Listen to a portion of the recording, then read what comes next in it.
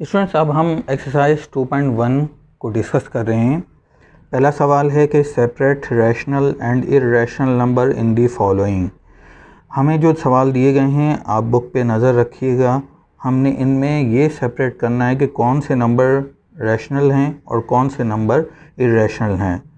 जैसे पहला सवाल है कि √9, तो √9 जो है वो क्या रैशनल है या इर्रेशनल। तो आप जानते हैं कि √9 3 के इक्वल होता है और 3 जो है वो P/Q की फॉर्म में लिखा जा सकता है, इसलिए √9 एक रैशनल नंबर है।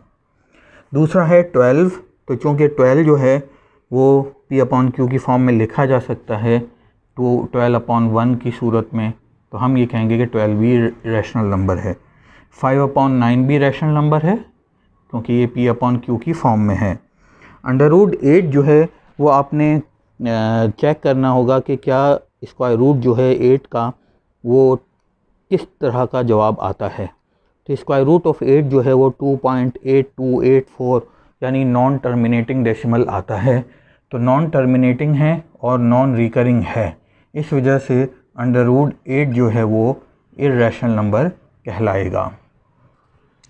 इसके बाद क्वेश्चन 5 है जिसमें 100 का स्क्वायर रूट लिखा है। वो आप जानते हैं कि 100 का स्क्वायर रूट 10 के इक्वल होता है, इसलिए 10 जो है वो एक P/Q फॉर्म में लिखा जा सकता है, इसलिए वो रैशनल नंबर है।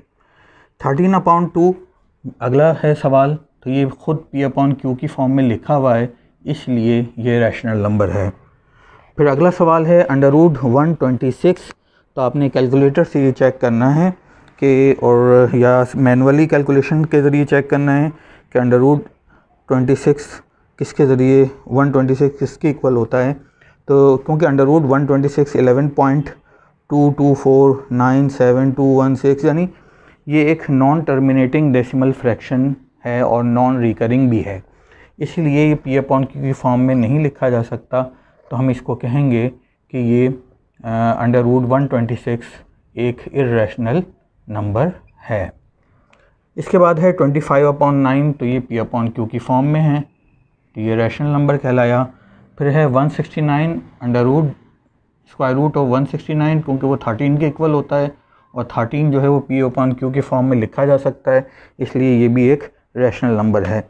उससे अगला सवाल है कि स्क्वायर रूट ऑफ 26, तो आपने मालूम करना है स्क्वायर रूट ऑफ 26 जो है वो 5.099019514 यानी non terminating non recurring decimal पर मुश्तमिल है, इसलिए हम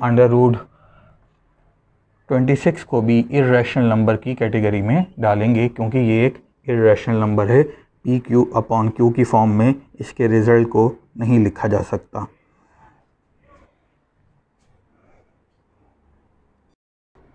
अब क्वेश्चन नंबर 2 में अगर हम इसके वर्ड्स को पढ़ें तो इसमें लिखा है कि write the following in decimal form and state whether which of them are terminating and non terminating decimals.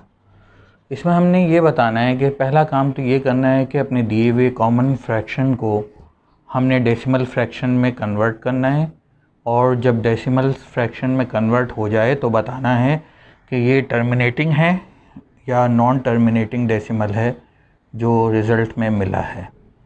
जैसे पहला सवाल है कि 4/9, जब मैंने 4/9 को डिवाइड किया एज यूजुअल प्रोसेस तो मुझे मिला 4/9 का डिवाइड करने के बाद डेसिमल फ्रैक्शन 0.44 ...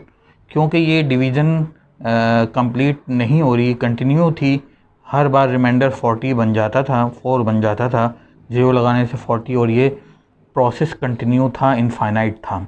तो हमने ये कहा कि ये पैटर्न जो है वो ये बता रहा है कि 4/9 जो है वो इक्वल है 0.44 और ... यानी एक रिकरिंग डिजिट है 4। इसे हम लिख सकते हैं 0.4 के ऊपर बार बना दिया, जिसका मतलब ये है कि 4 जो है वो इनफाइनाइटली रिपीट हो रहा है, इनफाइनाइटली ये चलता जाएगा।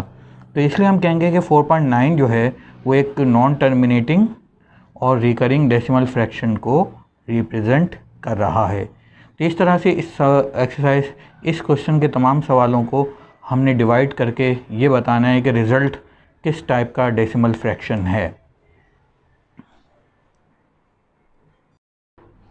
जिस तरह आप इस सवाल के दूसरे छठे हिस्से में देख सकते हैं, जब 13 को 8 से डिवाइड किया गया तो रिज़ल्ट आया 1.625, जो कि एक टर्मिनेटिंग डेसिमल है।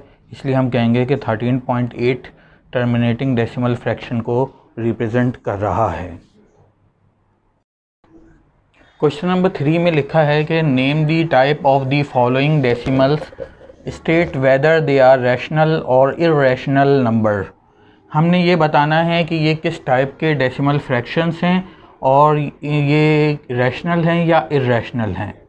अगर हम पहला सवाल देखें तो इसमें लिखा है 1.2578। हम देख रहे हैं कि ये एक टर्मिनेटिंग डेसिमल फ्रैक्शन है, तो हमने इसलिए लिखा, पहली लाइन में इसकी टाइप लिखी कि it is terminating decimal fraction. हम ये जानते हैं कि हर terminating decimal fraction rational number होता है, क्योंकि वो P/Q की फॉर्म में लिखा जा सकता है, तो इसलिए it is are rational number. Second line में हम इसकी रैशनल या इर्रेशनल होने के बारे में लिखेंगे। थर्ड पार्ट में लिखा है 1.341421366662 एंड सो ऑन।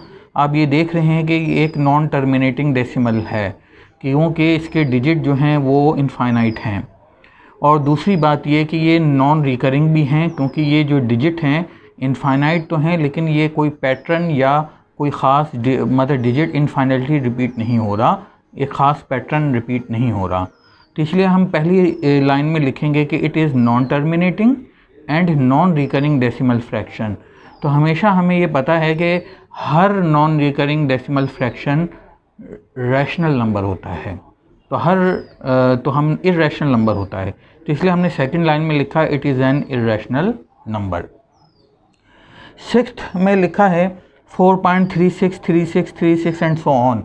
अगर हम इसके स्ट्रक्चर पर गौर करें तो डेसिमल के बाद डिजिट जो हैं वो 36 का जो ब्लॉक है वो रिपीट हो रहा है, 363636। तो इसीलिए हम ये कहेंगे कि एक रिकरिंग डेसिमल फ्रैक्शन है। और चूँकि ये इनफाइनाइट डिजिट हैं तो पहली बात तो हम ये लिखेंगे इट इज़ नॉन टर्मिनेटिंग, क्योंकि ये ख़त्म तो नहीं हो रहे, एंड रिकरिंग, लेकिन ये है कि एक पैटर्न नंबर का जो ब्लॉक है वो इनफाइनाइटली रिपीट हो रहा है। तो हमेशा याद रखें कि रिकरिंग डेसिमल फ्रैक्शन जो होते हैं वो हमेशा रैशनल नंबर होते हैं, इसीलिए हमने यहाँ पे रैशनल नंबर लिखा।